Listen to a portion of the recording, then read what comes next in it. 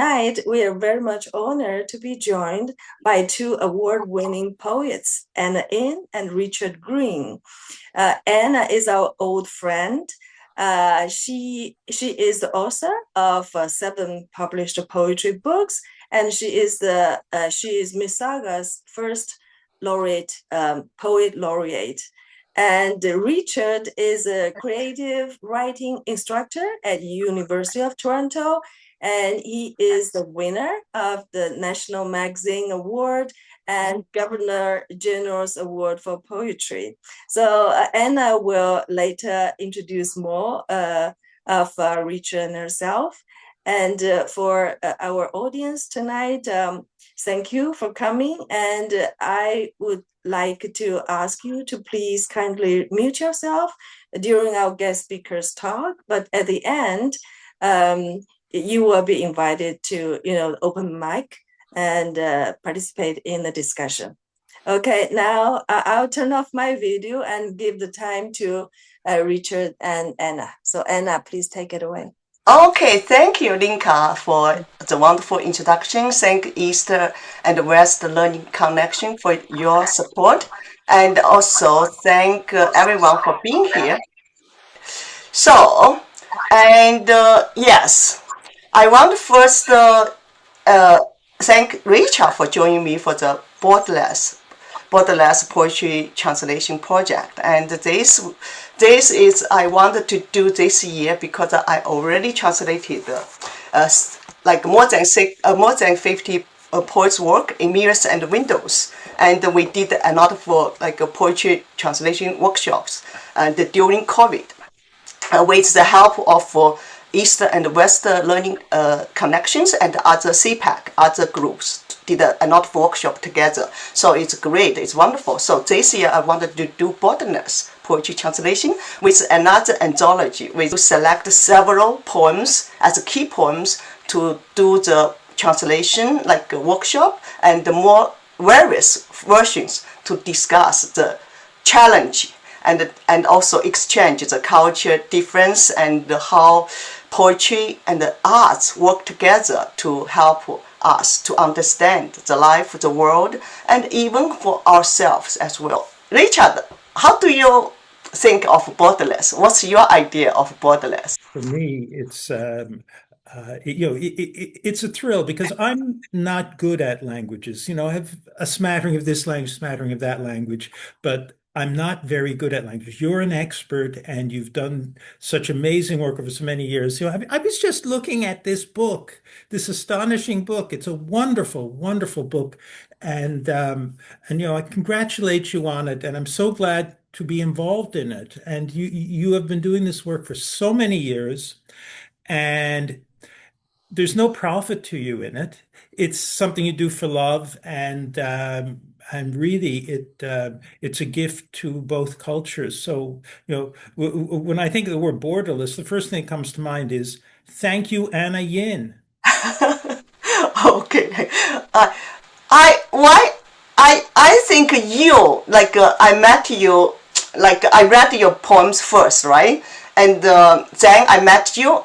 You gave me some like impression, like a traveler, like a quiet observer, like a traveler always on the journey, and you try to search something. So I said, okay, this maybe also fit you, Borderless, because I know you write poems like you're reading like a book, boxing the campus, right? It's long journey through like cross all the border, right, from Canada to USA, right?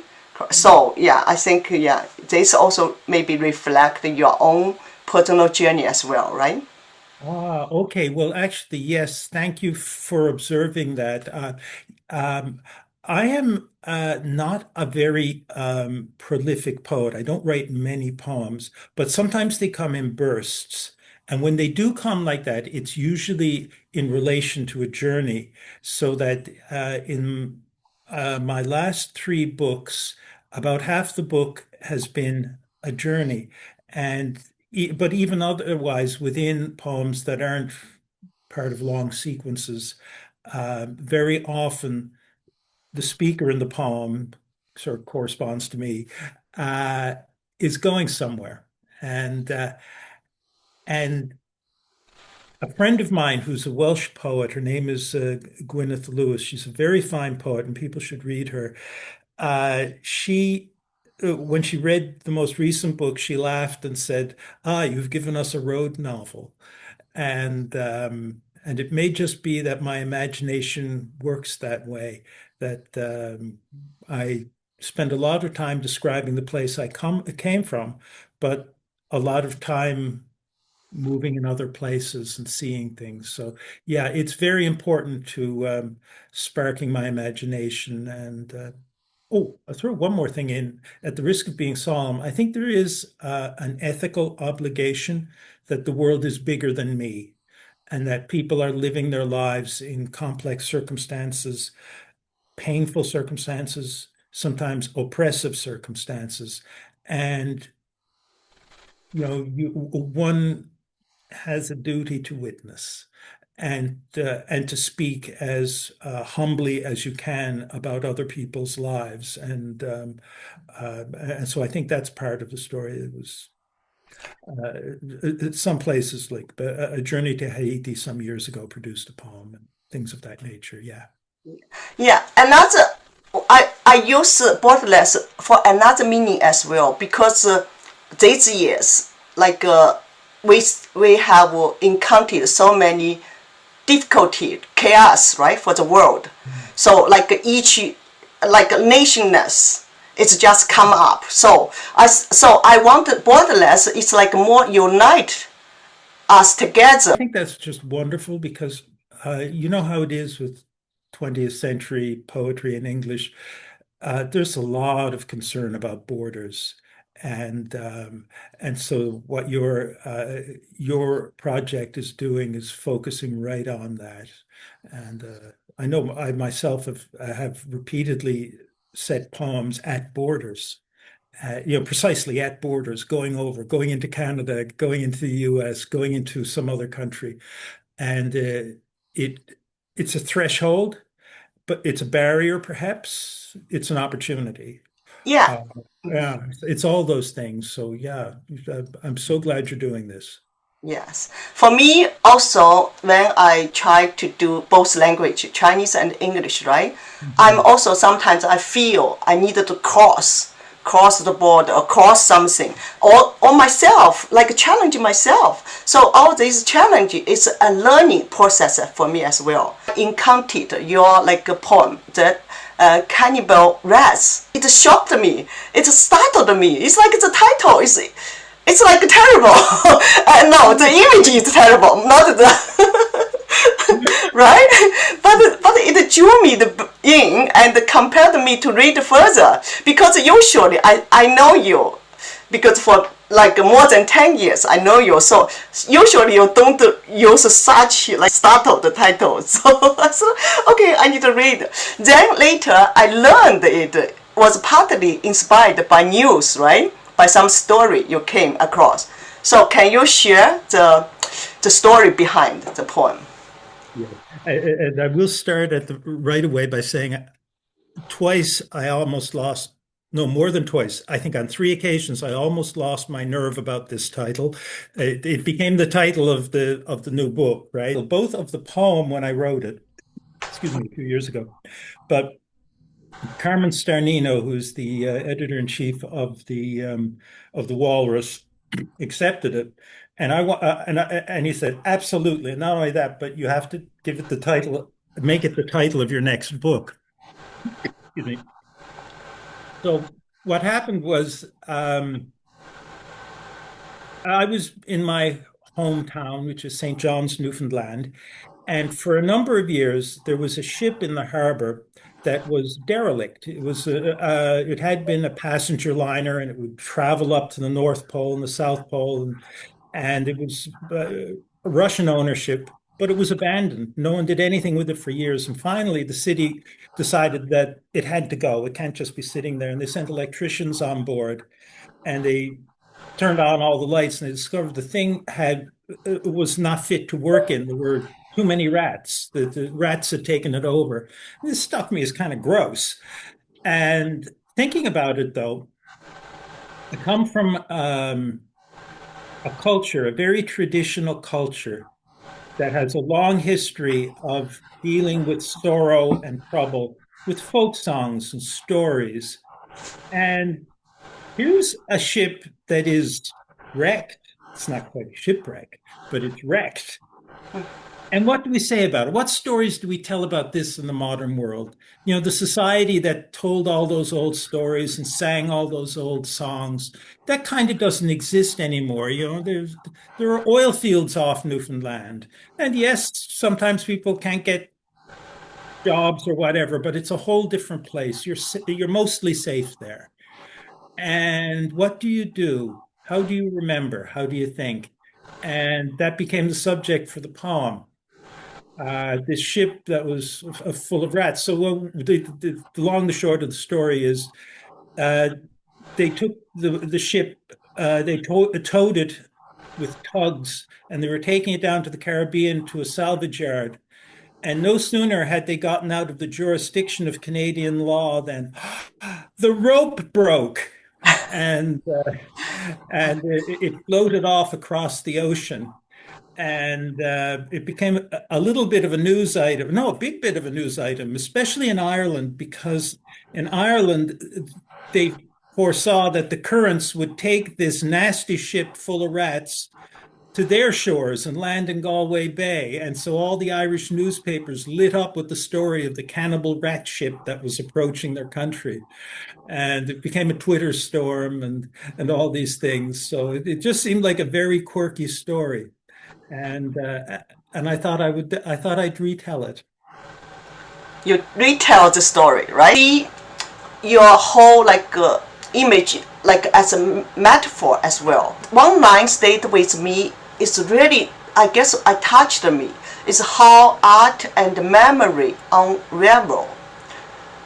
Because for me, my connection or my subconscious, I always search for art, search for some healing process.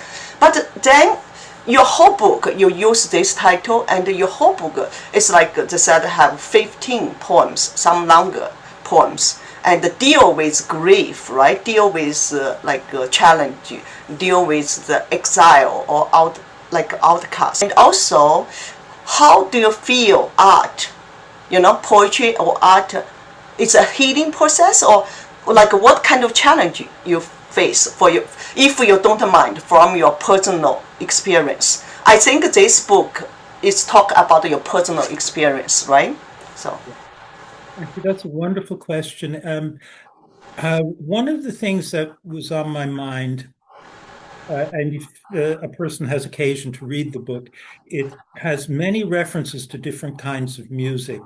And I was thinking a lot about folk music, Western music, and the blues.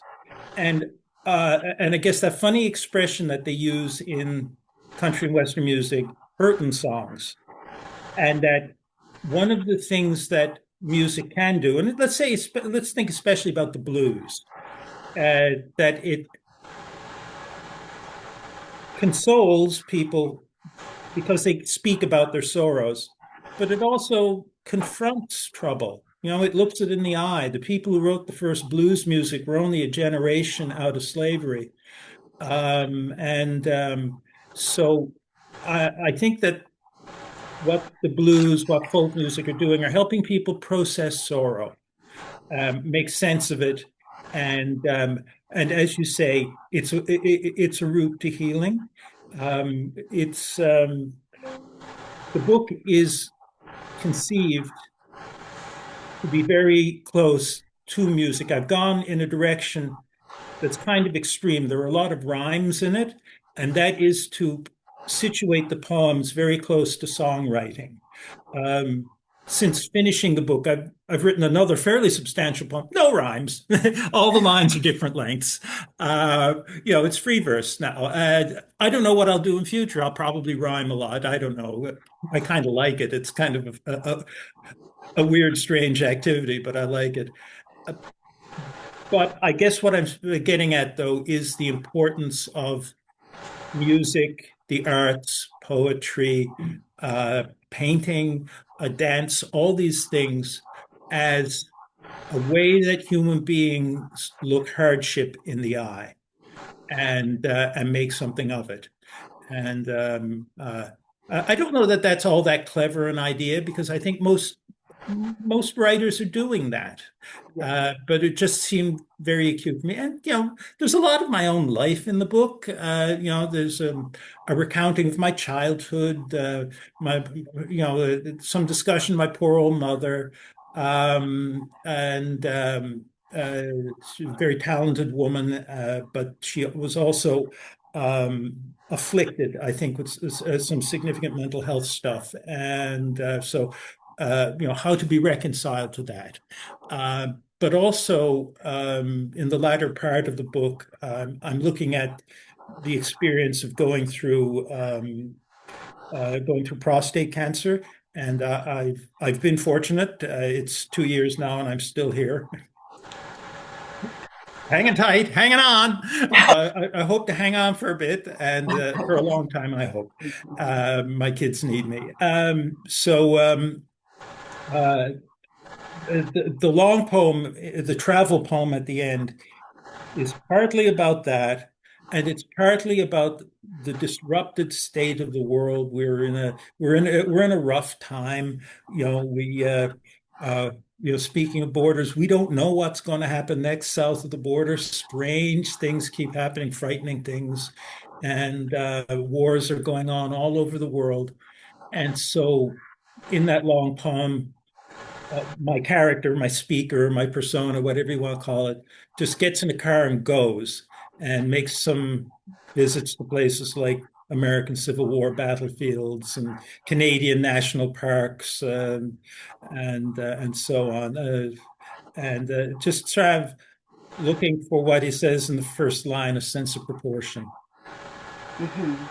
It's like read that, right? It's also reminded me like Auden write a poem to remember WE's, right? Said like poetry make nothing happen, but we still doing, even make nothing happen, but still we doing, use it as a healing process, like especially when like in difficult time, right? We turn to poetry.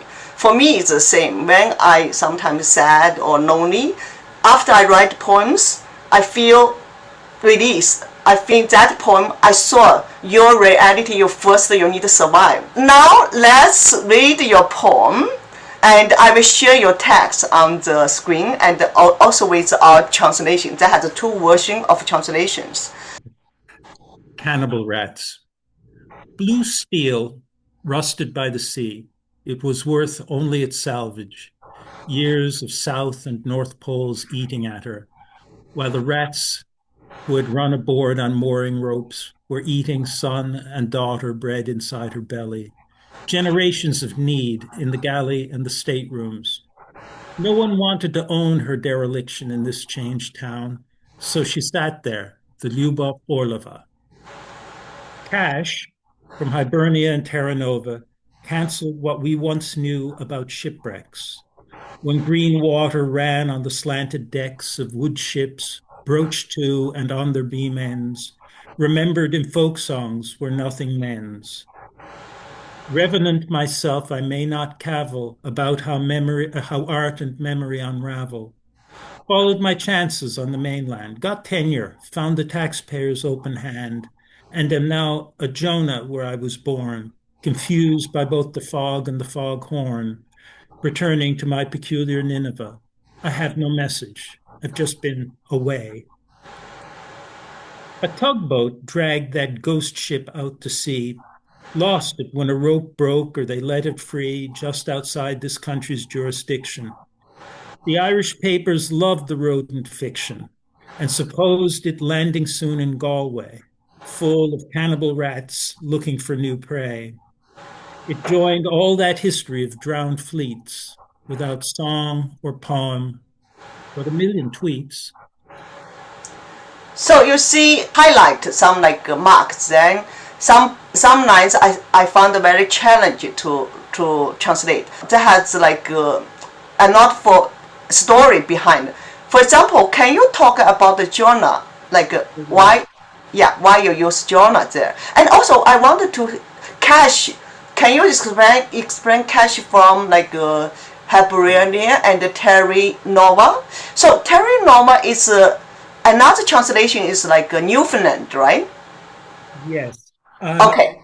Sure. So Why you use these two place? Yeah, cache yeah. from, yeah. Okay. So, what I'm describing there is the change in the culture that's come from the discovery of oil under the sea. And the two main oil fields, the first one that was found was called Hibernia, which is a name for Ireland, but I think for Newfoundlanders like myself, you say Hibernia, you mean oil. And then there was another oil field called Terra Nova, which is the same as the Latin name for Newfoundland. And in fact, in French, it's like in Quebec, the province is called Terre-Neuve. Um, so that the influx of money into the culture changed the way people live and what we made of the sea, so that we had all these stories and songs about how to reconcile ourselves to shipwreck. There were a lot of shipwrecks, terrible numbers of shipwrecks. And there is um, a description of what it's like on a ship that's close to capsizing in the following lines, so that if white water, so foamy water, is on your deck, that's okay.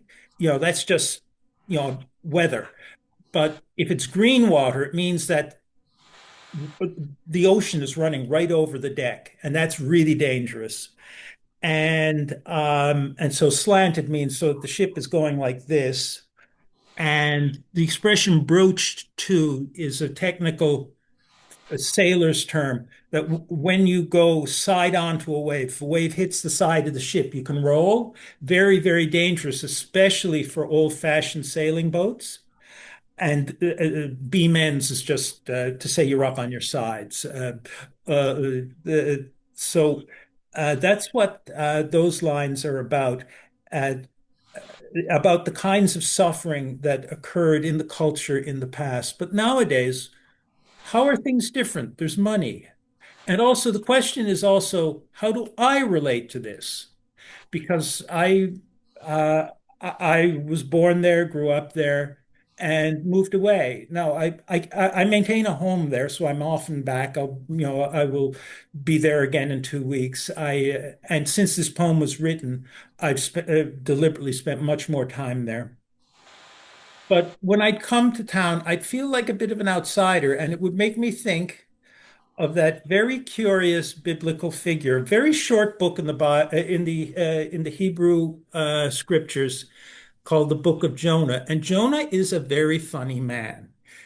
He gets really angry with God. He throws tantrums. He complains all the time.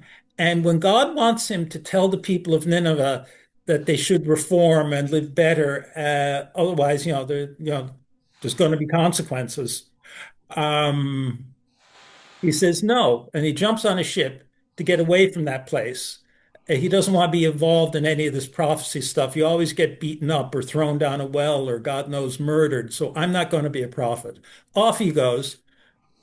But then God sends a storm that um, threatens to sink the ship he's on.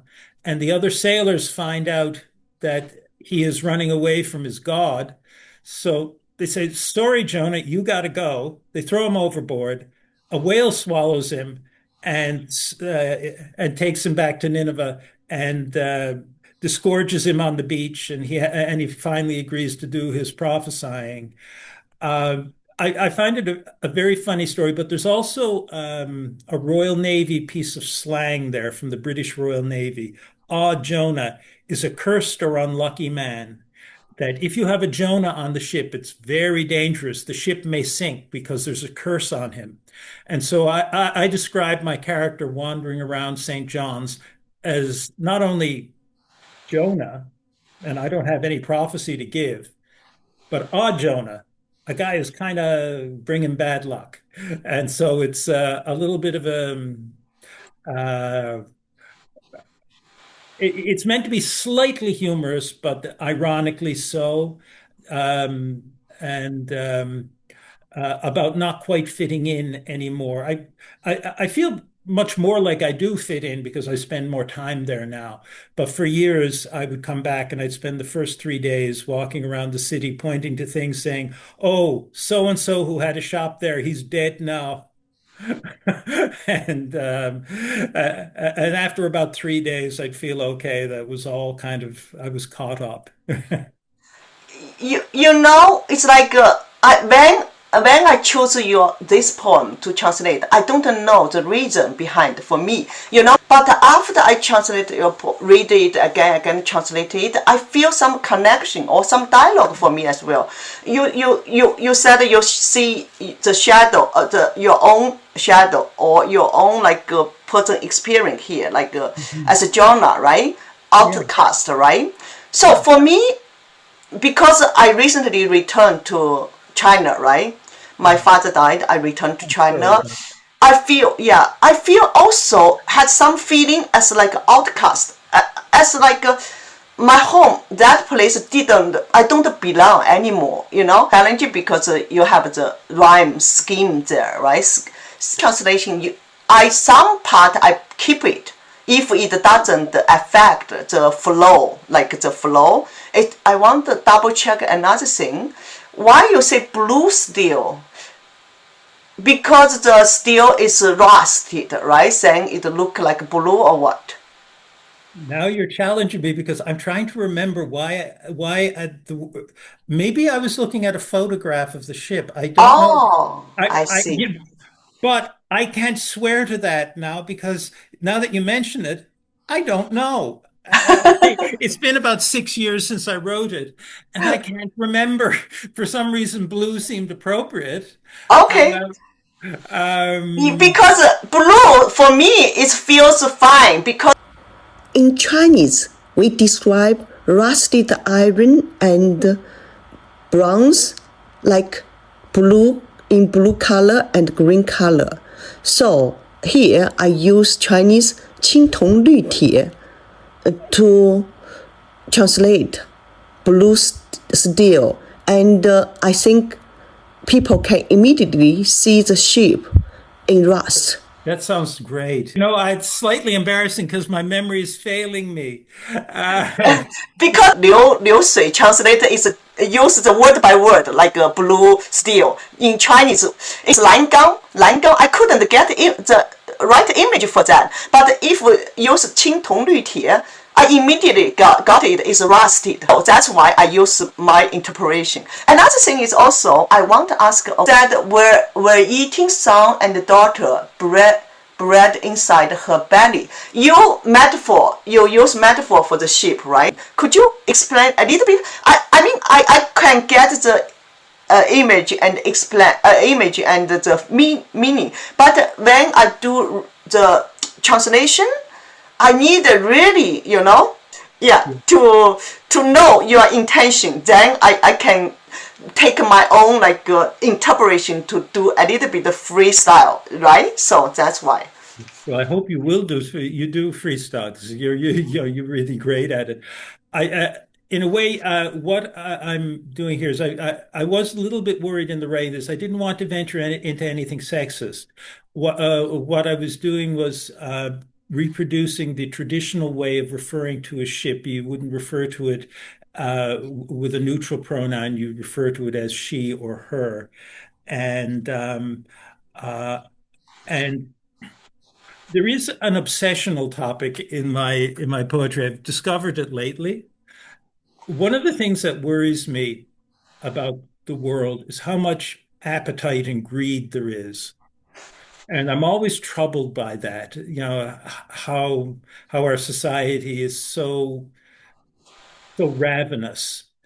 And and I found the image of the rats breeding and then eating each other down there in that ship just a horrible image of what human history can turn into.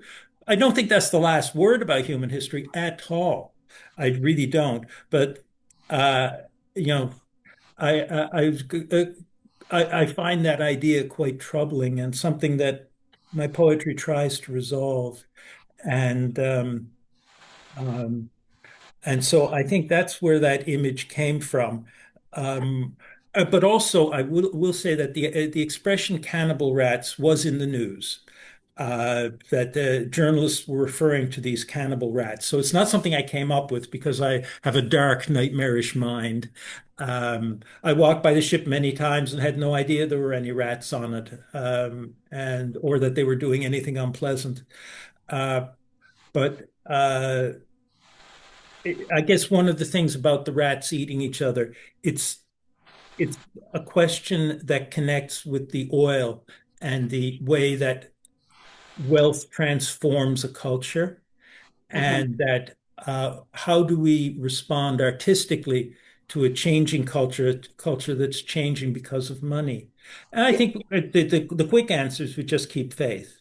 We just keep doing our best. We keep telling good stories, writing good songs, writing good poems. That's what we do. Because human beings will always get up to something or other that's not very nice, and then we'll have to come back from it, right? Yes, I completely understand. I spent quite some time on the title. I want the Chinese to carry a sense of weight and darkness, both in meaning and sound. After hearing your thoughts, I feel 互市之属 feels stronger. 相识之属 is too mild. So now I will change my translation to title 互市之属 and now I will read my version. 海水锈蚀的青铜绿铁，所谓价值，不过废铜烂铁。多年来，南极与北极啃食它，而原博神窜入游轮的老鼠，在厨房以及窗室内部，致使它腹中繁衍的子嗣。这个变迁的小镇，无人愿意认领败落的它。于是，吕伯夫奥尔洛娃号就那样搁置。西伯尼亚与泰拉洛瓦的财富，改写我们对沉船残荷的认知。曾经绿水漫上倾斜的甲板，那些在风浪里颠覆的木船，民谣里被传唱，却无从修复。归来的我，也无意探寻艺术与记忆如何剥离松散。我曾追随机遇远赴大陆，得以终身教职，蒙受纳税人资助。如今在出生之地，我仍为月拉，在迷雾和雾号之间不知所措。重返那离奇的尼尼微，我无话可说，不过是离开过。那幽灵船被拖向大海，恰在这个国家的管辖界外，绳索断裂或被悄然遗弃。爱尔兰媒体沉迷荒诞怪事，猜测他很快登陆格尔韦，满载鼠群，觅食新的猎物。他融入沉默舰队的历史，无诗无歌，却有推文无数。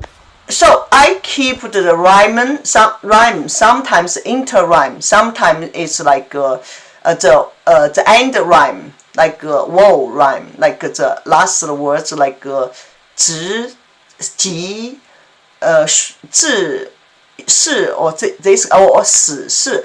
I also keep some interrhyme, like for example 是、时、是，就like different 事实是 or this kind of. So it has some like a fraction sound, like fraction sound. For me, I think it's make it like the rusting process. I'm actually interested in whether for you as a Chinese reader, end rhyme is comfortable because I don't know if all the folks who are here know the story of European rhyme that it's very easy, say in a language like Italian, in which pretty well all the words end with vowels, which means I was saying that how in Italian, where words always end, I think they always end in vowels, there's only a half dozen sounds a word can make, so rhyme just keeps happening. Whereas in English, um, it's a very different situation, and rhyme is much harder to create. So some people think that rhyme is unnatural to English, at least really strict rhymes, that Yeah. sounds will come back, but strict rhymes may be unnatural. What I chose to do is a technique that poets call enjambment, which is just trying my best to not have a piece of punctuation at the end of a line. Mhm. Sorry, at the end of too many lines. So Yeah. you'll look in, you'll see a dash here and a comma there, sometimes at the end of the line, but mostly that the sense runs through the end of the line, and then the reader doesn't have a big noise at the end of a line, that it's quieter, that your reading just continues right through. So I Okay. guess my question is, how comfortable is uh, rhyme in Chinese poetry? Is it a comfortable thing or is it odd?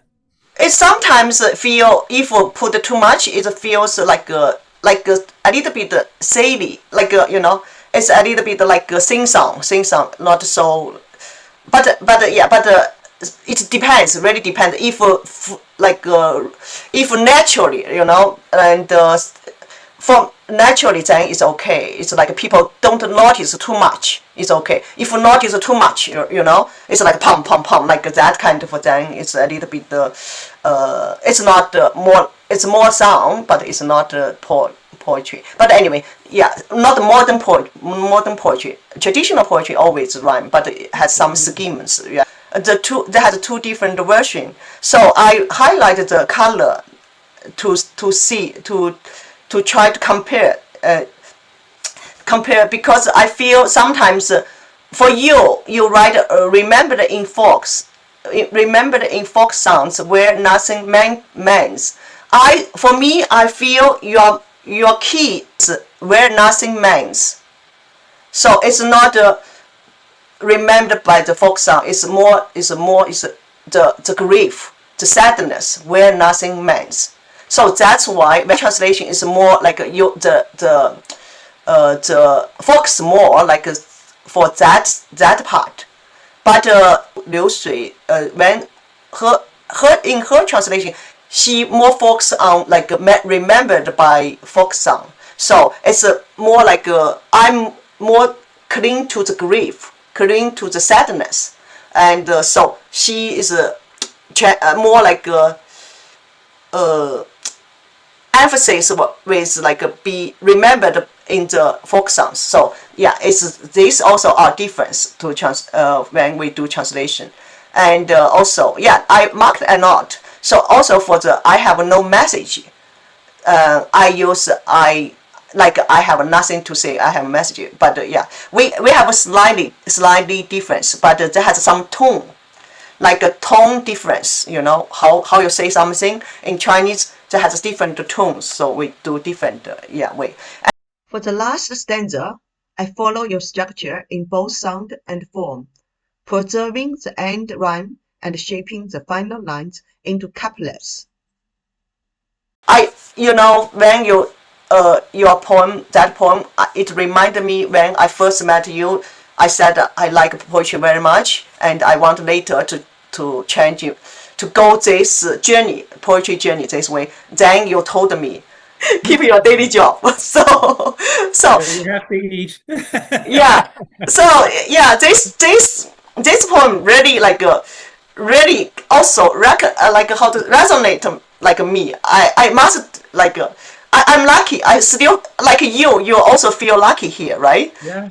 Yeah, lucky. I'm lucky too. I also keep my job for so many years, right? Then now I fully to do poetry, arts, other things, right? So yeah, you do you in your poems you have you reviewed the situation, right? You observed the situation. You write about the situation inside your club. You have some grief there, right?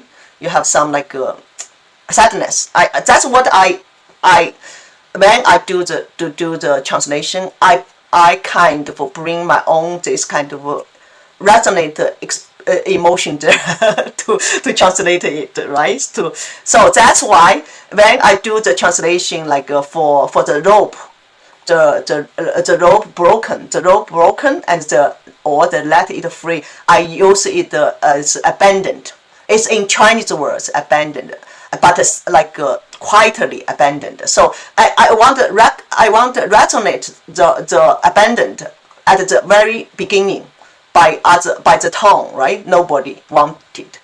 So I wanted to do the translation, put all the things together, whole as a whole, and. I just want to thank you for spending all the time you spend on these translations. Gosh, it's just such a wonderful thing that you do. And, and this is really, an incredible gift to me that you would do this. And other people have had the same experience. So, thank you from me and behalf of all those other poets out there. Thank you.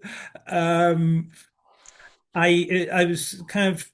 You're suggesting for the writing, suggesting Yeah, for writing poems. I think if a person wants to, here's a way to come to poetry. You write a bit yourself already, but it's always good to read and find out what authors really, really move you and find out why they move you. Yeah. And then that will probably stretch you when you go back to writing your own stuff. Not all poets do read a lot of poetry, but I think most do. Most successful poets are good readers, and they learn from other people. Like for example, a person could start with your anthology. Because look at all the names. People like Dana Gioia and A.E. Stallings. These are world-class poets that you're dealing with, and read. And there was a time when when I was young, I used to find that if I found a book that really moved me, I'd possibly hear a line, and then I could go write a poem of my own that had something to do with it. It wasn't imitating the other poet, but it was like an echo that got me started. I do tend to describe both personal experience and things outside myself. Some people are much more interior. Some people are really social satirists, as they say. They're very observant of what's outside themselves. For me, I find I'm most able to do something when my speaker has a concern of his own, but is also engaging with a life that isn't his, other people's lives, what is of concern to them, what they're going through. So it's a bit of both for that. And also, I guess I mean, this you would know because you labor so much over your poems, but the poem is never finished on the first draft or the second draft, Yeah. or rarely. I can't remember when I succeeded in doing that. But and sometimes it takes months and sometimes years. You just lay it aside, and you come back to it and you make little changes and you just stick with it. And just listening to the care you devoted to line by line of your translation. How does this sound? What little resonance is there? Is it the right one? And those hard choices. So I guess part of writing good poetry, and there are other poets on this call who could speak to that. Part of it is being patient and devoted. I'll be quiet now in a second, but my current editor used to be my student, and this is very humbling. He gives me very, very detailed corrections and advice. And if I resist, he says to me, come on, Rick, remember what you used to say to us. And if that's not embarrassing, nothing is. Good, wonderful. Yeah, a good editor is very helpful. For my book, Breaking into Blossoms, Michelle Mayer, she's a wonderful editor. She pushed me. Sometimes I'm a little bit lazy, right? I thought, oh, this poem already good. It won award, but she still said, okay, you can still make it better. She just pushed me. I know the feeling. I know exactly that feeling. I'm finished. It's done. Leave it alone.